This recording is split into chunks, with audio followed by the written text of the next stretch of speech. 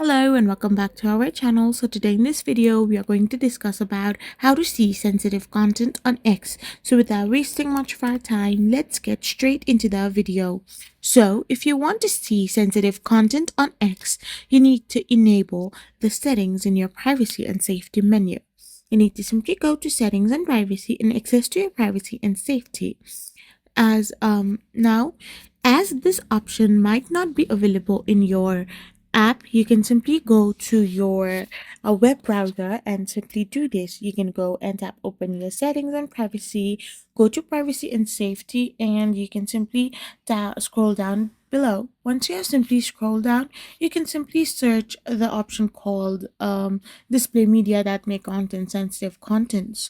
So once you give consent to this and ensure hide sensitive content is disabled in the search settings, you can view the graphics or adult material on your X. So this is how you can simply do it.